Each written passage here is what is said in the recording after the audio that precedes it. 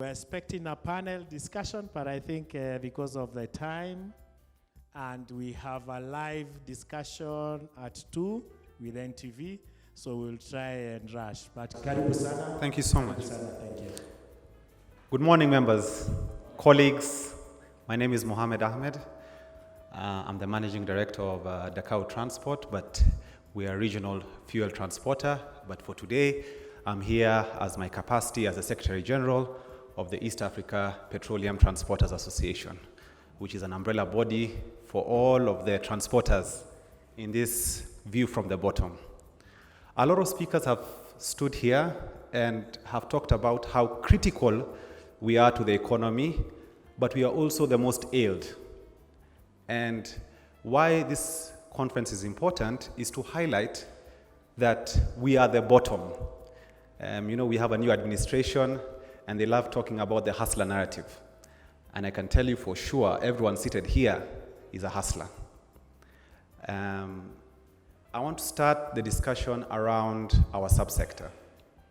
Everyone is aware that in the petroleum sector, you buy product, the product has to be delivered, and there has to be a last mile element to the delivery. In that respect, we have to appreciate, and when I'm talking this, understand I'm talking as the smallest of transporters. I'm not looking at my business, I'm looking at a unit cost. If you don't look at anything at a unit cost, it will not make sense. We as the transporters have been ailed in this subsector. The reason being, one, we are fragmented, we are many, and we are small voices. But we are very appreciative today that we've come together and we're having a dialogue to talk about our industry today. And I have to really, really, once again, appreciate, just like the other speakers, Chomba and Jogu, for bringing us together and bringing us as a group to talk about our issues. In the transport sector, we have had Isuzu, all our truck suppliers here, and they've talked so many good things. Transport contributes 9.5% of our country's GDP. So we are not a small player. We are many, but we are not small. So in that respect, when we look at the cost of transport in our subsector, is controlled by our good friends, our regulator, EPRA. And I want to talk about, as I said, a unit. If you look at a unit cost of a liter to be transported last mile to the petrol station, it's 0.54 shillings. As compared to pipeline, which is also a transporter, and they're in the same value chain, they are being paid 2.9. That is transport, inclusive of depot losses, mafuta inapotea hapo na pale, tank losses. So we are at 0.54 shillings. If you do your maths, going to any location, and I'm very happy to see many POAC dealers here. There's what we have, the recommended rates, and I just want to let the industry know that the people seated here understand that 0.54 is not sufficient for their operations. And a lot of the players here are paying above 0.54 shillings. Why? All our costs have gone up, I know we have the fraternity from Isuzu here, and they talked about us buying these beautiful trucks. And I'll be honest with you, Isuzu is running at 40% of their capacity. No one is buying the trucks. All their truck costs, by January next year, they will have a price increment on their trucks. We are not able to afford these trucks. Why? We are struggling even to make ends meet.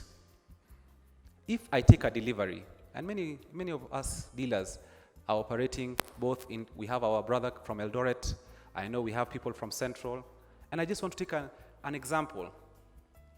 If I transport product from Nairobi terminal, for example, to Meru, which is 230 kilometers away, the cost of transporting it as per EPRA rates, will be 65,000.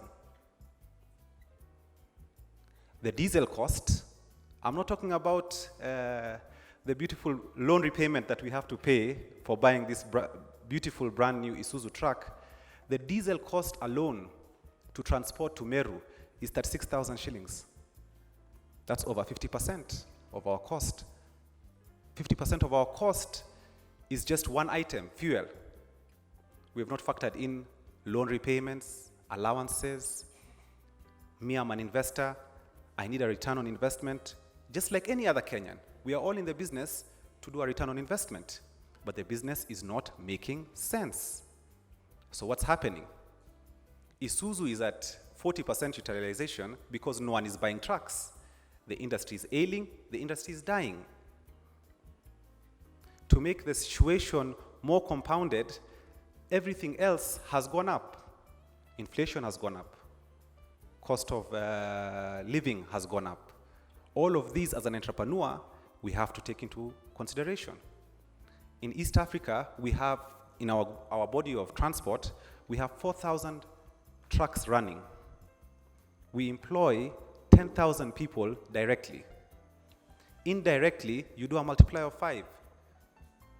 50,000 people, all dependent on us, and we're not able to make ends meet. So our biggest cry in our subsector is to call for EPRA to review our rates. And just to tell you, because we are the bottom up, ever since inception, and Kinywa is here, in 2010, the rates that EPRA, that 0.54 that I have mentioned, still holds today, 22 years later. There has been no revision, no discussion. And I'm not saying that we have not engaged, but we need to understand as a sector, if we don't do anything about it, then we will also fall. And I don't think it's for anyone's benefit here, a subsector as critical as ours, to have a critical fall because entrepreneurs are not able to meet ends meet. We are not the KPCs, we are not government, we are the hustlers. Another issue that's really ailing our subsector is drivers. And I know everyone is passionate about drivers because wao ndio wanakuja kuleta mafuta. And most of the time, these drivers, we have to look after them and we have to train them.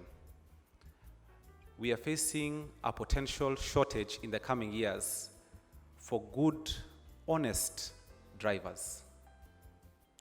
And the reason for that is there is no government framework to assist us in mentoring our drivers into the industry.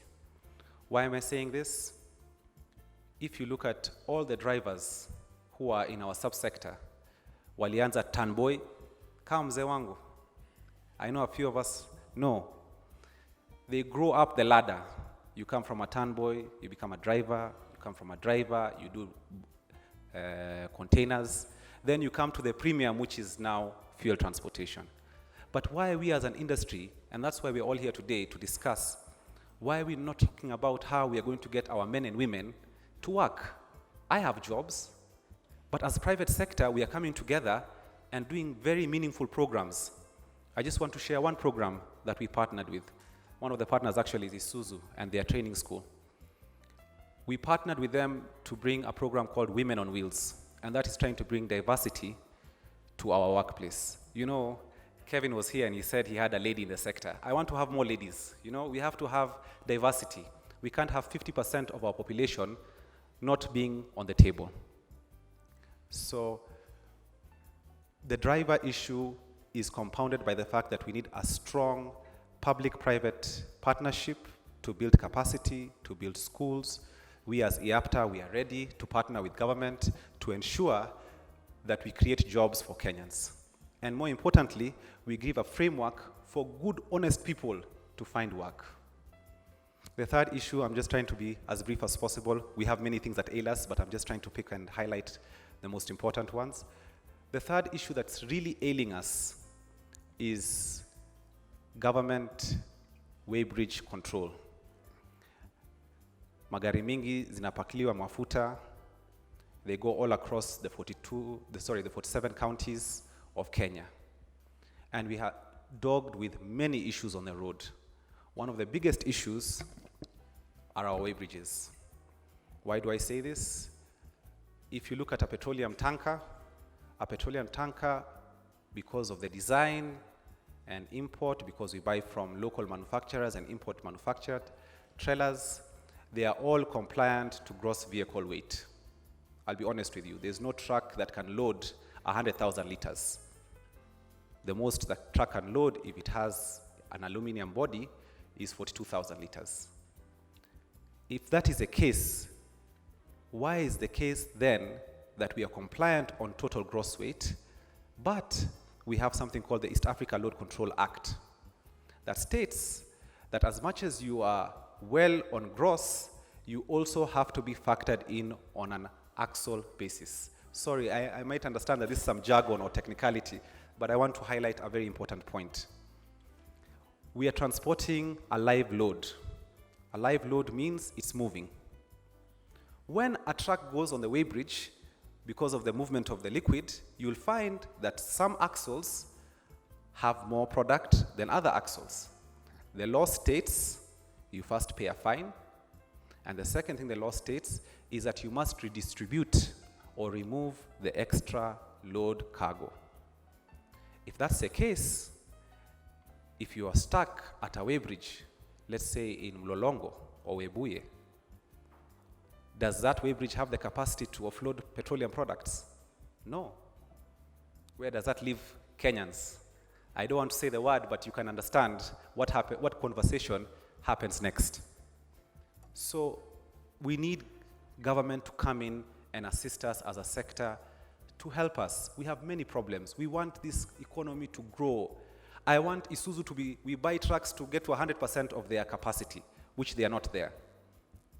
But we have so many things ailing our subsector that is controlling and issuing us. I had a dealer talk about a very important point, and another public-private partnership is required. A lot of dealers will tell you that hawajui gari lilala wapi, or we have to take a map to see where the vehicle had transited. This country, we are carrying huge sums of petroleum products, and can you believe it is left, once it hits 7 p.m., that truck will be left on the roadside. I can guarantee you that. A lot of you have traveled every part of Kenya, and you'll see trucks, petroleum tankers, parked on the side of the road. It's unacceptable. We, as transporters, we have invested in yards, but we want to go a step further and assist the government in coming up with roadside parkings for petroleum tankers. Why? If we're able to control that ecosystem, if your fuel will require a 2-day delivery, let's say product is coming from Mombasa to Nairobi, we should be aware where the trucks are going to stop. We should be aware that this truck stop has good security. We can give that assurance to our customers. I won't say much. I know my brother is here, but all I want to say is we would like to thank you. We would like to partner. We would like to partner with government. We would like to partner with yourselves. We want to grow our economy. And we want to grow our economy from a view from the bottom. Thank you very much. Wow, thank you.